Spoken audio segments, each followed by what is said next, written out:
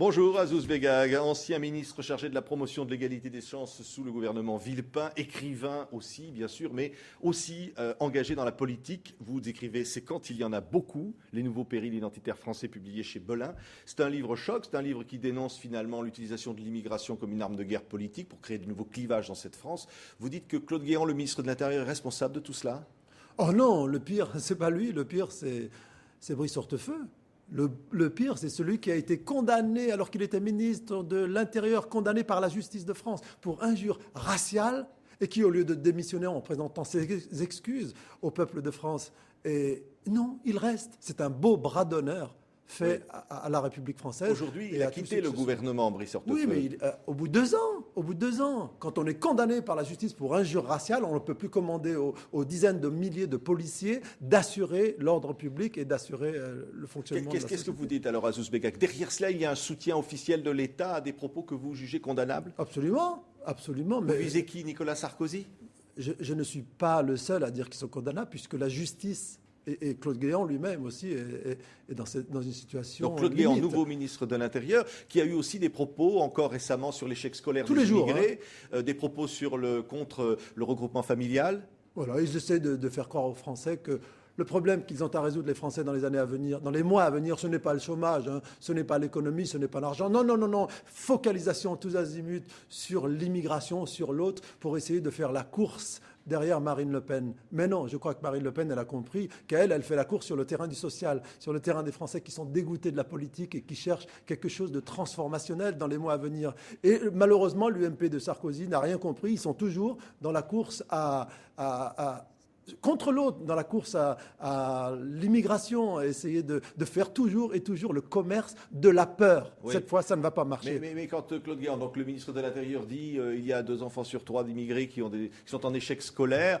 D'immigrés non européens, c'est-à-dire quoi? Des immigrés qui sont d'origine maghrébine et africaine. C'est scandaleux de dire des choses comme ça. Et alors, quand bien même ils seront dans des situations difficiles, et alors, vous voulez les faire dégager? Vous voulez les renvoyer dans leur pays, ces petits Français? Est-ce qu'il ne peut pas tout simplement dire que ce sont des Français nés dans les banlieues de France qui ont des situations sociales difficiles et qu'il faut donc mettre un peu plus le paquet sur l'éducation dans ces zones d'exclusion? Est-ce qu'il n'y a pas un échec de l'intégration? Non, il y a un échec de la démocratie dans ce pays. C'est scandaleux de voir ce qui s'est passé depuis 4 ans. Les gens sont dégoûtés de la politique parce qu'ils n'ont plus de repères. Ce qui est scandaleux aussi, c'est de voir à quel point dans les élections régionales, les élections cantonales, les élections européennes, 80% des jeunes de moins de 25 ans ne veulent plus voter tellement ils sont écœurés de tout ce qui se passe. Oui. Ça, c'est l'échec de la démocratie. Vous dites un échec de la démocratie et de nouveaux clivages, des clivages vraiment au sein de ce que vous appelez la représentation nationale.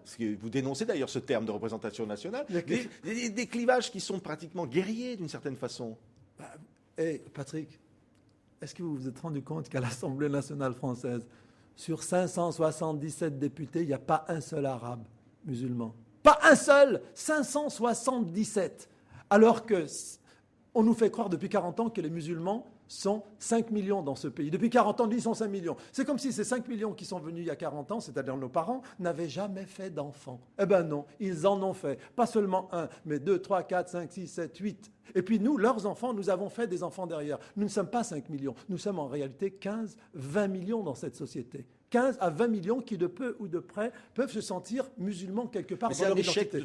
Quand vous pensez, Patrick, qu'il n'y a pas un seul de ces enfants d'immigrés maghrébins à l'Assemblée nationale, c'est un vrai scandale démocratique. Oui, mais cette responsabilité, elle est globale. C'est la classe politique en tout entière qui est responsable. Oui, bien sûr. Les socialistes auraient pu, depuis très longtemps, faire des actes de foi, faire de l'ascenseur social une réalité et dire oui, les Français ne sont pas encore prêts, soi-disant, à voter pour des candidats arabes ou noirs, mais quand même, on va en placer, nous, les socialistes auraient dû dire ça depuis longtemps, sur des circonscriptions gagnantes pour ces jeunes-là. Ils ne l'ont pas fait et c'est Jacques Chirac le premier qui a ouvert la porte des gouvernements aux enfants d'immigration avec Tokia Saïfi en 2004. Oui, dans ce livre, c'est quand il y en a beaucoup, évidemment, vous reprenez cette phrase controversée de Brice Hortefeux, mais vous racontez aussi votre propre expérience. Oui. Vous êtes candidat aux élections régionales, vous avez des électeurs qui viennent vous voir, qui jettent vos tracts électoraux à terre en vous disant... Vous faites référence à cette dame, elle était géniale. Je lui donne mon papier du Modem, égalité des chances pour tous les Français. Vous étiez candidat avec François Bayrou. Oui. Elle le balance, cette dame, elle me regarde dans les yeux, elle me dit « Vous venez vous présenter en France, mais est-ce que nous, on va se présenter en Algérie aux élections ?» Alors je me suis dit, il y a encore du boulot à faire, hein, Oui. avant que des candidatures comme Mohamed, Rachida, Azouz soient banalisées et acceptées comme n'importe quelle autre. Mais Il y a ce du boulot à travail-là, faire. il faut le faire. Les politiques ne sont pas d'accord pour le faire. Mais non, ils ont peur, ils sont dans le commerce de la peur. Ils ont peur des deux côtés que si on dit un peu trop de bonnes choses sur les Arabes et les Noirs, si on essaie de dire que vraiment s'appeler Mohamed aujourd'hui, c'est un vrai problème dans cette société française, eh bien on va faire peur aux électeurs qui sont prêts à voter pour nous, mais qui n'aiment pas bien les Arabes ni les Noirs. C'est scandaleux. La situation dans laquelle on est, c'est une poudrière identitaire. Une poudrière identitaire. Et alors, vous avez donc été avec François Bayrou dans ces élections-là, vous êtes rapproché de Dominique de Villepin. Il y a certains qui écoutent davantage ce discours-là, ou vous êtes vous-même encore déçu? Vous n'avez pas trouvé finalement dans la politique ce que vous en espériez?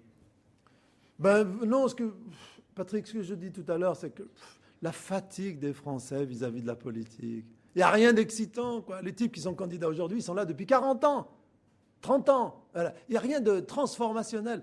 Comme j'ai envie, comme j'aurais aimé qu'en France, il sorte un candidat comme Barack Hussein Obama, et voilà, apporte quelque chose de nouveau, et que les 80% de jeunes de moins de 25 ans qui ne votent pas, tout d'un coup se sentent envahis par l'idée qu'il faut y aller, il faut participer. Ben non, chez nous, non. Il y aura une abstention importante encore. Vous savez, c'est pour ça que je défends l'idée de Dominique de Villepin de faire du vote un vote obligatoire. Au moins que tous les gens qui sont exclus, qui sont largués, aillent le dire, aillent parler, parce que c'est tellement frustrant. Moi, je suis allé pendant des mois et des mois tenter de les chercher dans leur banlieue, dans leur lieu d'exclusion. Je leur dis, s'il vous plaît, votez pour n'importe qui. Mais si vous voulez avoir de la considération dans cette société, montrez que vous avez une carte d'électeur, vous allez être regardé différemment. Cessez de vous plaindre, votez. Mais Il n'y a pas d'autre solution. Marine Le Pen, ça, c'est le vrai danger pour vous, Azouz Begag?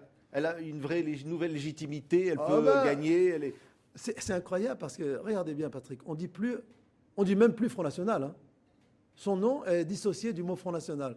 Donc de son père, donc ses propos racistes, donc ses propos belliqueux sur l'immigration naguère. Aujourd'hui, on dit à peine Marine Le Pen, on dit Marine. On va voter Marine. Ça veut dire qu'on a complètement banalisé. Oui. Mais ça n'est pas Marine Le Pen, c'est pas Nicolas Sarkozy. Il y a quand même une différence.